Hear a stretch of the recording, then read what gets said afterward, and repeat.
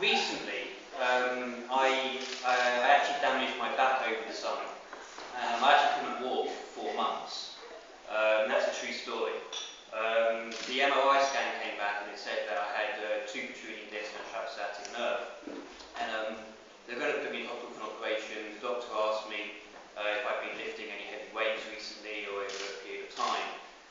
All I could think about was my time in a band with Alex, where I carried him every single day.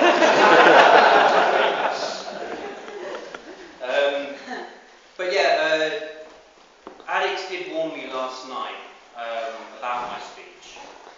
He said he wasn't happy with it, that he wouldn't invite me to his next wedding. I am going to be kind of careful about what I say. I did want to say, though, that over the last few months, me and Alex, I felt a lot closer to him. We've always been very, very close. We talk every day. But being a Jewish man, I felt very close to him the last few months, hearing him moan and complain about how much you've all cost him.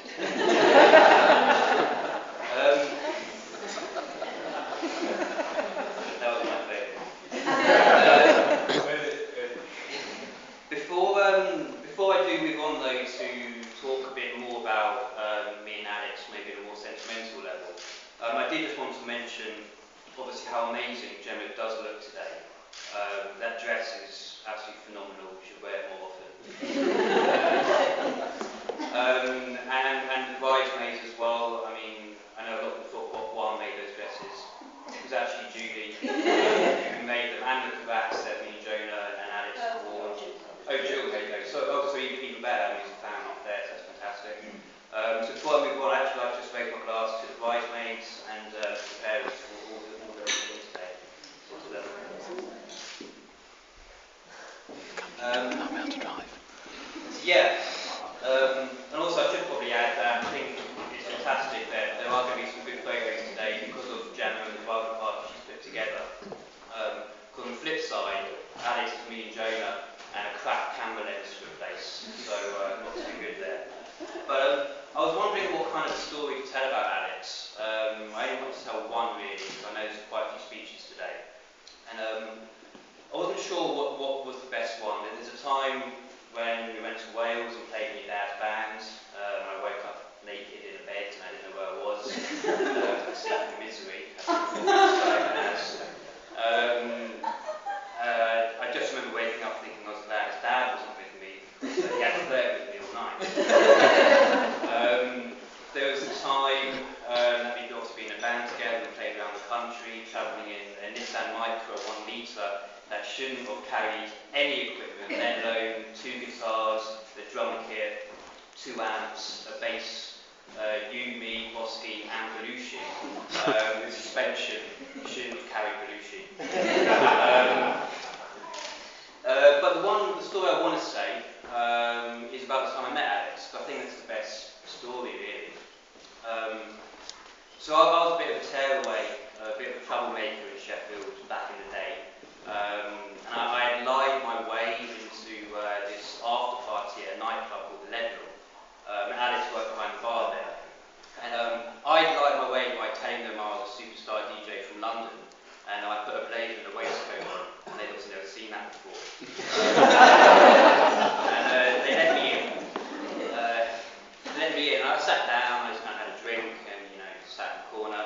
And what Alex told me, I didn't know at the time, was he'd gone up to a band called 80 Sports Bag, who were terrible. And he'd offered to play guitar for them.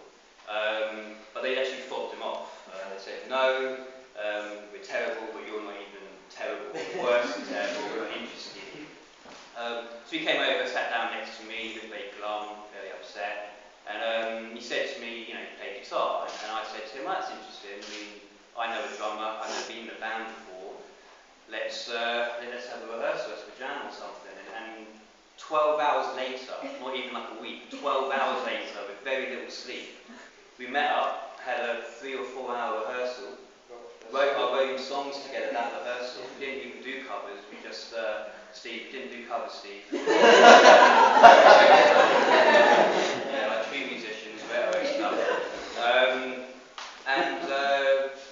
little did I know was that in that 12-hour period, I had basically met my best friend, who means the world to me. We've been through a lot together, ups and downs. We've always had each other's back and everything.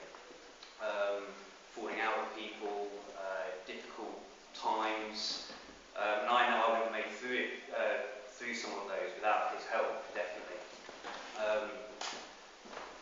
I can say that I don't know anyone who can put up with me the way that Alex does. And I genuinely mean I don't know anyone, because I know people who have left the room very quickly. So I have moments where I can be an energetic Tasmanian devil-like person to a very quiet, contemplative person in a matter of seconds. But Alex is the only one who actually understands that's kind of the way I am. And he never hassles me about it, just lets me get on with it. And I can say that any zany idea I have, he's always there to back it up. Like, creating a DJ night in the centre of Sheffield on a Saturday night, playing music that no other venue would touch with a barge pole. But if we hadn't have done that, Alex wouldn't have made his wonderful ride today. And it's that kind of adventure that I really appreciate Alex for, because I wouldn't have done half the things I've done without Alex. I wouldn't have wanted to do them without Alex. I can say hand on my heart that I know, I have a lot of friends and I have a lot of acquaintances, but I only have one Alex Dewett. What's the best thing he's done, though, in my opinion, is he's now met someone in Gemma who also is able to put up with me. Also understands I can be a ball of energy and sit in the corner being quiet. And to me, I now have two best friends in my life. That means a hell of a lot, because to me they're family. So I'd actually just like to raise a toast to basically my two best friends and the best couple I've met, Mr. and Mrs. Dewett. Mr. Dewett.